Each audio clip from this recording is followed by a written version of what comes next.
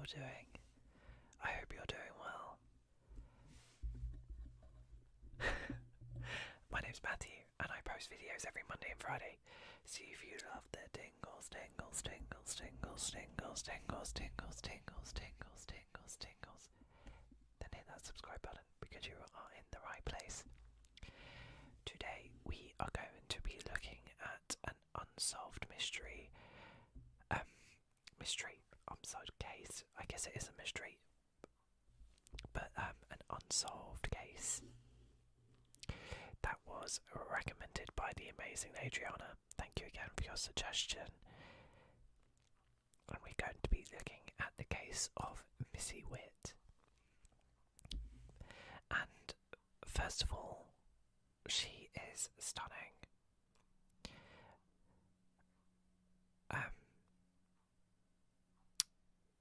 And she was 19 years old when she was brutally murdered. So, on December 1st, 1994, 19-year-old Mellissa Witt drove to Bowling World in Fort Smith, but never made it inside. After some time, Missy's mother filed a missing persons report, and police found her car still parked at the bowling alley days later. Next to it was a trail of blood from the back of her car to the place where another car had been parked earlier. A car we would later find out belonged to the person who abducted her. After an arduous 45 days after Witt's disappearance, the Franklin County Sheriff's Office called Fort Smith Police to let them know that a couple of trappers trailing an Ozark National Forest trail found a body. The lifeless, nude body found in the forest 50 miles from Bowling World was that of Witt, who police later determined was brutally strangled. Witt's case is still unsolved 27 years later. Both of her parents are deceased. 2 people witnessed the kidnapping, yet no one was able to provide a description. One of the top suspects was on death row and executed in Texas 2019. Many say her story has become something of a legend. How close are we to getting justice for Witt? That depends on who you ask. If you ask LaDonna Humphrey or Connor Holmes, it's right around the corner. The duo came together and created the documentary On Even Ground, the Mellissa Witt story. Humphrey is a mum of 7 with a background in journalism who, before coming onto Witt's case, founded and ran the national non-profit Let's Bring Them Home. The organisation helped provide resources for families with missing adults, but phased out after 10 years with the development of new technology, including government database. No, I'm guessing NAMUS. Holmes is a 22-year-old, almost graduate double major in film production and broadcast journalism at the University Central Arkansas. Did I just picture that? He befriended Humphrey's daughter at a thespian festival years ago when they were both in high school, and since maintained a relationship with the family. The conversation about a documentary came up for the first time 6 years ago as part of Humphrey's non-profit. My team got together and we just kept coming back to Mellissa Witt's case. And although she wasn't missing, it was like a case that we all grew up with. Humphrey says, I don't know Mellissa, but we have friends in common, so it felt very personal in a lot of different ways. So we decided that this is it. This is the case. She said they simply made a phone call to the Fort Smith Police Department and asked to meet Humphrey's team. Humphrey's team was invited to a meeting with retired detectives of the case, including the original detective, J.C. Ryder, whom now she talks to on a daily basis. That meeting eventually led to Humphrey asking to see the case file, a request she expected would be denied because the investigation is still open. To her surprise, he said yes. Melissa's case file, in addition to what's on the computer, is about 15 full notebooks worth of information and loose leaf paper. Humphrey says, I've read everything in the case file at least 6 times. I would say I've spent 5, 6, maybe 700 hours in these case files. I organised all of it. I found some information about some things we needed to follow up on, and then I took all of the old media for them, and our team helped transfer it to something more modern that they could play. We did everything we could to make Mellissa Witt's case file as easy and accessible as possible. There's a lot of information in her case file because they interviewed over 330 people as potential suspects in the case, so it was really overwhelming for me. As Humphrey became more invested and passionate about the case, her original production team dissolved and they started crafting a much more specific vision for the documentary. I'm so close to this that I feel the story has to be told in a certain way to preserve Melissa's memory, and I ended up meeting Connor. Humphrey says Connor is an incredible talent, so I feel really proud that he's working on this project, and honestly I can't imagine trusting anybody else with it. In the middle of the summer following UCA's campus closure due to COVID-19 in 2020, Holmes was working 40 hours a week, delivering pizzas and doing freelance video editing on the side. Exhausted from the long hours of work, he decided to quit his delivery job, and 2 days later Humphrey called. Humphrey kind of took a big risk on me because I want to make documentaries for the rest of my life, Holmes says. That's kind of what I wanted to do for the past 3 or 4 years. This is my first feature, my first documentary ever. I think it was perfect. I think it's exactly what should have happened, because if I hadn't quit, I would not have had the time to do any of this. Holmes agreed to help with the film, and their partnership as an indie documentarians began.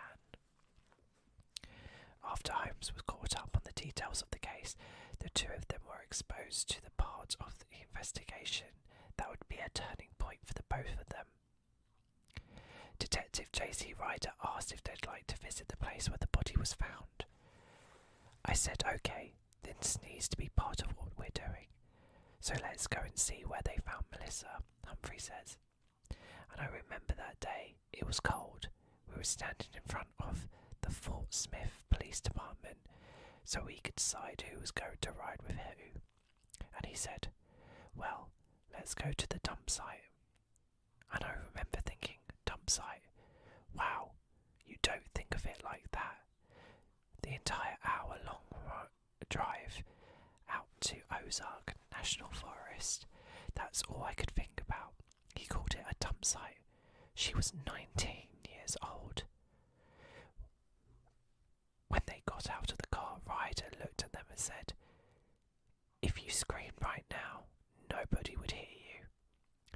The fear that I felt in the safety of law enforcement made me just imagine how horrible it must have been that night for Mellissa, because she was alive when they took her out to that spot. Humphrey says seeing it and being there, it made me dedicated to finding justice for her. It's one thing to read about it, and it's another thing to stand in the place where they found a 19-year-old's naked body on a cold mountain top that had been there for almost 6 weeks. Not only did seeing the sight strike a chord with Humphrey as the director of the documentary, but also as a mother. Putting yourself in the position of a mum, it changed me, Humphrey says. That day completely changed my outlook. It became more than just we're doing this to do a documentary in 6 months and be done. It became something that I'm incredibly passionate about. There's one word to sum up the process of filming this documentary in order to bring justice for Witt. It's passion. From hundreds of hours spent poring over case details, Humphrey and Holmes have developed a connection to Witt herself. I have always loved true crime, and especially for it to be so close to home, Holmes says. And Witt and I are so close in age, and it's so different seeing it firsthand instead of hearing about it, like talking to her friends and talking to the detectives and seeing where her body was found, and seeing the warehouse and seeing where she was kidnapped. It's hard to describe. It's a lot more daunting. It's kind of hard not to get passionate about it, just because she seemed like such a sweet girl. I've never seen so many pictures. I've edited so many videos, and I've heard so many stories. I feel like I know her. Beyond seeing the existing footage of Witt, Humphrey has said it has had the distinct honour of reading her diary. It was difficult at first because here are the very private and intimate thoughts of a 19-year-old girl who is now deceased. Humphrey says, I can tell you, it made me feel like I knew her in so many ways, and it really shed a lot of light on who she was. It matched up with everything everyone had said about her. Just a good girl, a good person. She was in college at West Stark Community College, which is now UA Fort Smith. She worked, she held down a job, and she'd just gotten a brand new car from her dad. She was boy crazy like anyone is at 19, and really active in her church, really cared about her grades, and really naive. She was a very innocent girl. The most she talks about in her diary is holding hands or kissing a boy. I can't say enough good things about her. For this to have happened to her is tragic. For it not to be solved for as long as it's gone on is heartbreaking to me. The diary left such an imprint on her that she sought out a permanent reminder, and now has the word justice tattooed on her wrist, along with a hand-drawn hearts directly from a page of Witt's diary. Oh wow, that's crazy. It's dedication. I guess it would leave an everlasting impression, so that's such a cute idea, getting a tattoo. Because Witt has no living parents and a few close family members, Humphrey has taken on an important role in all of this. I have become Melissa's voice. When it comes to the film, she planned to offer a private online showing, expecting to reach an interested audience of a few hundred or so, given that their Facebook page, Who Killed Missy Witt, has a following of more than 12,000 and more than 1 million visitors. Initially, the offer was for 100 to 250 seats. 1,000 people have since asked to see the documentary, and the production team is considering expanding the number of seats at the showing, after which they will begin hitting the film festival circuit, where even more people will have the opportunity to see the film. We were not prepared for the kind of response. Even saying that number out loud, it scares us a little bit, Humphrey says. For Holmes, the unprecedented response to the private showing is not only giving him hope for the case to be solved, but also for his personal career in film. The first priority is always going to be to get her case solved, Holmes said, but I mean there are thousands of people that have signed up to see this documentary, and I'd never have dreamed that many people would want to see a film I've made, especially this early on. Trying to get it on a streaming site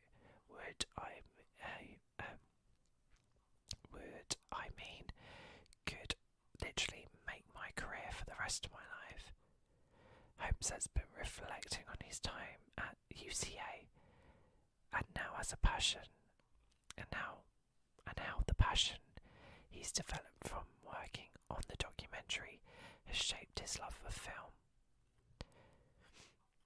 You can teach how to turn up an f-spot, and what it does. You can teach about millimeters on a lens, but you really don't know what it's like to be storytelling until you're out there storytelling, Holmes says. When you're out there with her friends and family at a tombstone, you just develop this passion for storytelling and this empathy for what has happened to her. You can't teach that stuff in a classroom. However, working on the case has also exposed him to certain things that go along with true crime and the line of work in general. I don't know if I could just continue making true crime docs for the rest of my life, because it would be pretty taxing on my mental health, Holmes says. There are a few moments when making this documentary we just kind of have to sit back and just be quiet and just be like, this is hard to process. It's a story, but it's real. It's 2 hours away, and my sister lives in Fort Smith, and she's just a couple of years older than Missy when she died.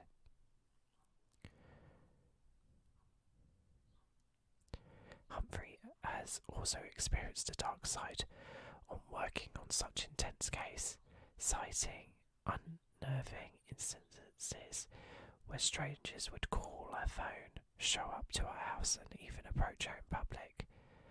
Ultimately, to both of them, it's still every bit worth it, and I hope the documentary will help shine a light on the quest for and the need for justice. Our efforts have even brought in new leads, so that's exciting, Humphrey says. We have an active lead on the case. I can discuss it, but I can't discuss it, but I think we will have but we think it should be resolved very, very soon. The nearly hour-long film will feature information about those leads, a variety of interviews, original media footage from Fort Smith's KFSM, Channel 5, and brand new information about the case, not yet shared with the public. I'm hoping it will jog someone's memory to say, wait, I remember this, or so-and-so told me this, because I really think we should have a suspect pool narrowed down, and I think this documentary could potentially help push it over the edge so they can charge somebody with murder, Humphrey says. We want her to be remembered for more than just the murder. She is more than what they did and what had happened to her. Humphrey hopes to also keep Witt's memory alive through the book she wrote, titled The Girl I Never Knew, which is being published published by Genius Books.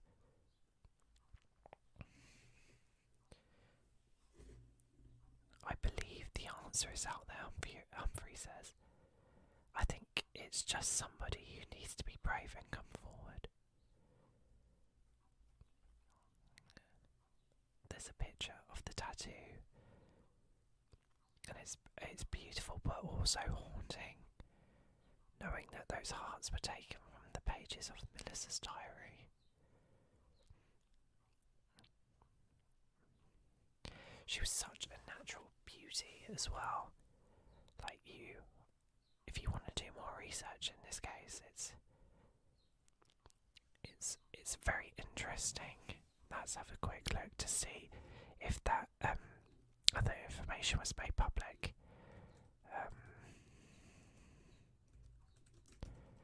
Merit new leads. Oops. Leads.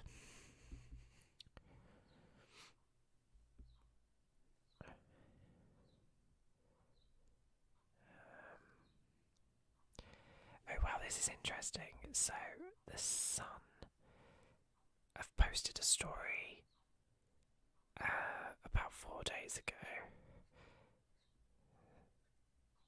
Okay, let's have a look what the story says. So, a student's chilling murder, which has gone unsolved for almost 30 years, may finally see her killer unmasked, as an amateur sleuth has claimed. Mellissa Witt, 19, vanished on the 1st of December 1994 after going to meet her mother at a bowling alley, and her body was found in woodland 6 weeks later.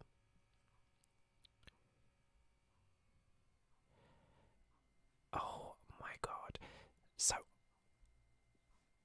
I had a watch like this. Someone gave me a watch like the one she had. It's got little Mickey Mouse on it. For more than 2 decades, the identity of Melissa's killer has remained a mystery, with several promising leads going nowhere. But now an author and private investigator who has dedicated years to solving the case believes that the murderer will face justice immediately. Oh, imminently. Lieutenant Humphrey. Okay, so they mentioned her. Okay, who lives close to Fort Smith, Arkansas,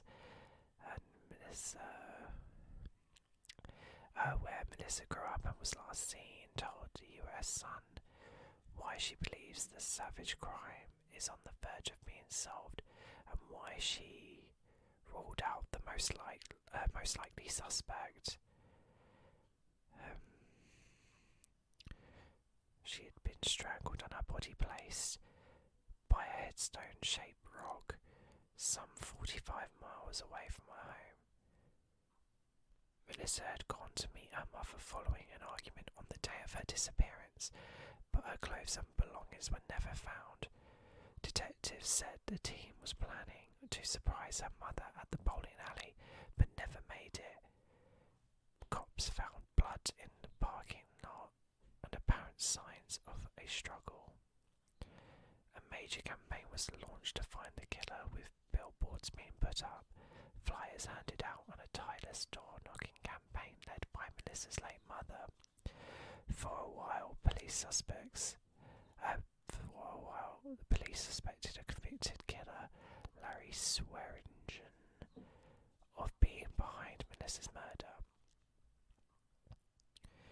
He had been found guilty of the murder of another 19-year-old girl, Mellissa Trotter, one state over, in Conroe, Texas in 1998, alongside having the same ages and first names and occurring within the same geographical area. Both crimes shared several other chilling similarities, but Swearingen, who was executed by lethal injection in August 19, went to his grave denying any involvement in either case. and LaDonna, whose third book on Mellissa Witt's case comes out this month, is convinced Swearingen was not involved in the grisly events of December 1994. LaDonna's third, and she says final book on the murder connected by fate, speaks to law enforcement who investigated the case at the time and sets out 3 key pieces of evidence she believes will lead to the unmasking of the real killer. We are very confident that we know who killed Mellissa, which is a huge place to be, she said. LaDonna has dedicated the past 8 years of her life to studying the case, moved by a desire to ensure the teenager didn't become just another female victim. Her work has seen her do a deep dive into the evidence and the people closest to Mellissa in her life, she explained. And pouring through Melissa's diary, LaDonna says there was one particular person that kept coming up. That individual whom LaDonna chooses not to name so as not to jeopardise the potential criminal case, has a very violent history, she said.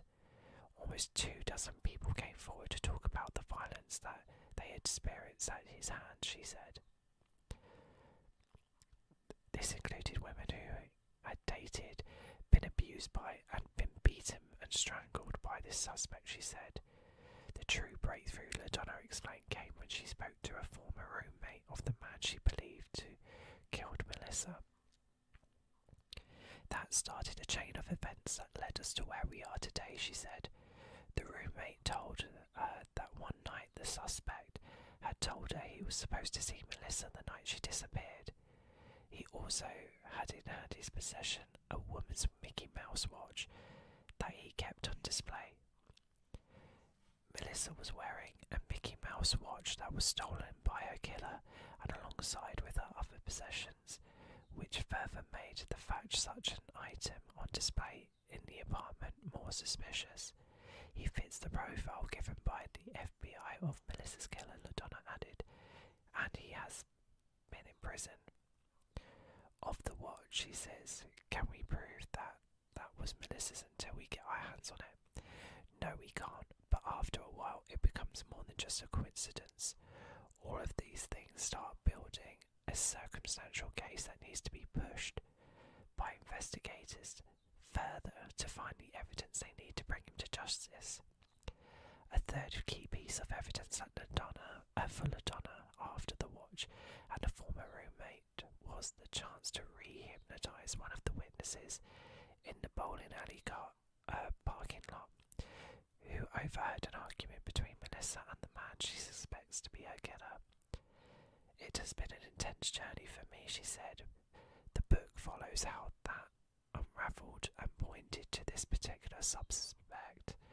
Last December, to mark the 29th anniversary of Melissa's murder, LaDonna's organisation, All the Lost Girls in Partnership with Who Killed Mellissa Witt Investigative Team, offered $29,000 reward for critical pieces of information connected to the case.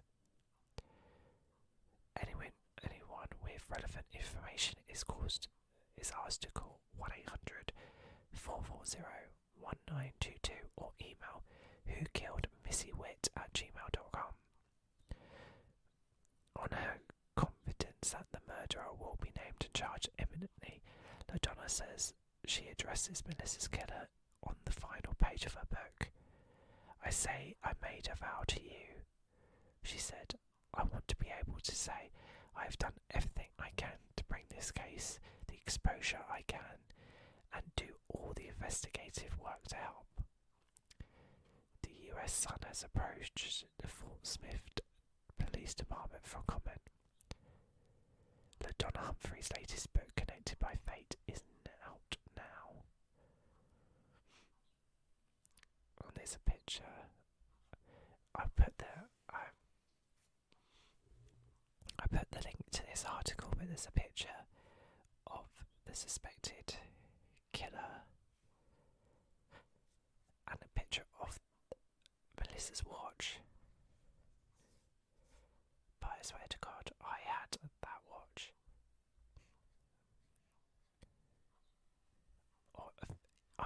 pretty sure it's the same. I wonder if I've still got it. It's obviously not the same watch, but I definitely got a Mickey Mouse watch that looks very similar to that. Obviously it's not Melissa's watch, but it's a Seiko watch. Oh, I'm gonna see if I try and dig it out. If I've got a picture of it, I will leave it.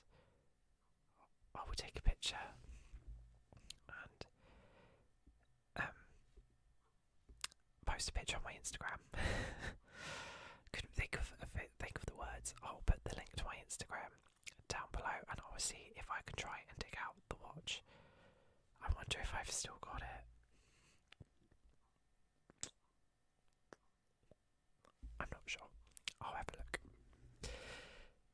Anyway, thank you again, Adriana, for the suggestion of this case. Is a very interesting case, and I really hope it does get solved very, very soon. Like LaDonna thinks it will. The new leads seem really promising, so I just hope they don't come to dead ends, and justice for Mellissa will happen. Better late than never. I hope you found this video to be super relaxing.